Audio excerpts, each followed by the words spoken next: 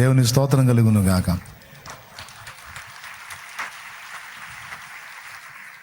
అవి ఆ అమ్మాయి, ఆ వెనక అమ్మాయి అటు తిరిగి వందనాలు చెప్పారు. అందుకే ఆ అమ్మాయి బతికింది.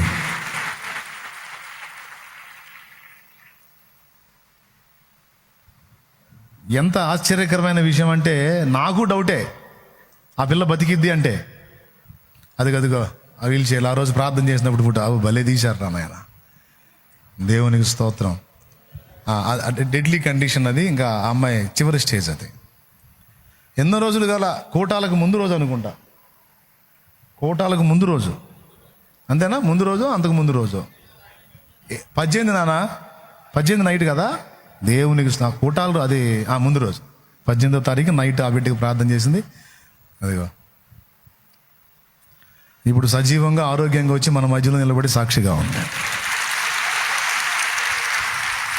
మరేదో ఆ మరణకరమైన జబ్బేది ఆ అమ్మాయిని కాజేయలేదు కదా.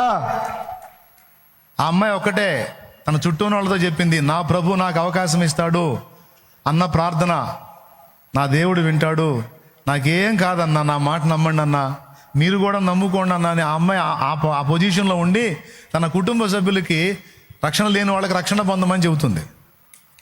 చెప్పింది. అదిగో సజీవురాలి ఇప్పుడు సాక్షిగా నిలబడింది. ఇప్పుడు చెప్పండి, మరి మరణకరమైన జబ్బేది? లివర్ ఫెయిల్ అన్నారు, కిడ్నీలు ఫెయిల్ అన్నారు, గుండె సమస్య 24 చెప్పారు. ఎన్ని రోజులు అయినా కూటాలు అయిపోయి 2వ వారం ఇది.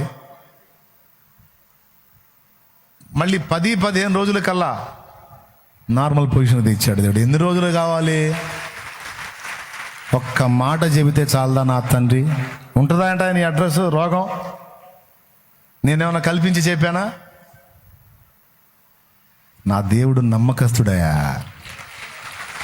నా దేవుడు నమ్మదగిన వాడు. ఇప్పుడు చెప్పండి, ఎడు చూసింది ఆ పిల్ల?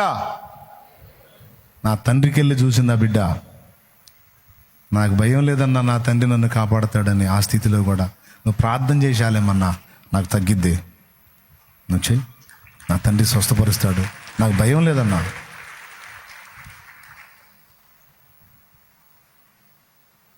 ఇట్లాంటి ఎన్నో. థ్యాంక్ యూ నాన్న, కూర్చోమ్మా. ఆ పిల్లని సాక్షిగా చూపించాలని ఆశపడ్డాను, లక్కగా వచ్చింది ఈరోజు. ఇలా ఎన్నో. ఒకటే నేను చూపించింది. ఇందాక మీరు చాలా సాక్ష్యాలు విన్నారు.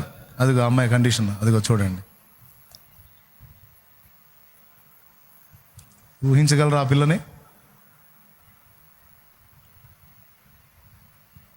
18వ తారీఖు నైట్ 19 నుంచి కోటాలు. ఇప్పుడు చూడు. ఇప్పుడు చెప్పు, రోగం గొప్పదా, యేసయ్య గొప్పోడా? మరణం గొప్పదా, యేసయ్య గొప్పోడా? మరణపు కోటలో మరణమే సమస్యను, మరణమే సమస్యను, ధరణిలో జీవిత భయములు తీరెను, భయములు తీరెను. మరణపు కోటలో మరణమే సమస్యను, మరణమే సమస్యను, ధరణిలో జీవిత భయములు తీరెను, భయములు తీరెను. మరణములో సహజయములు నావే, మరణములో సహజయములు నావే, మరణములో సహజయములు నావే, మరణములో సహజయములు నావే. జయమని పాడెదను, నా విజయము పాడెదను. జయ హే, జయ హే, జయ హే, జయ హే, జయ జయ దేవసుతా, జయ జయ విజయ సుతా, జయ జయ దేవసుతా, జయ జయ విజయ సుతా. నా తండ్రికే మహిమ. ఆ రోజు 18వ నైట్ కూటమైంది కదా. అయిన తర్వాత ఇంటికి వచ్చి 1 గంట 1:30 అప్పుడు చేసి ఆ పిల్ల కోసం ప్రార్థన. అప్పుడు టైం అంత అయింది. అన్న అంబులెన్స్, మా హేమంత్ వచ్చాడు, అంబులెన్స్లో తీసుకొచ్చారు నాన్న, చివరిసారిగా మిమ్మల్ని చూడాలని ఆ బిడ్డ ఆశపడిందంట. టైం 1 దాటింది ఇప్పుడు అనుకొని సరే పాయ అని లేచి వచ్చా. అంటే ఆ రోజు కూటాల ఏర్పాట్లు కదా, బాగా అలిసిపోయి ఉన్నా నేను కూడా.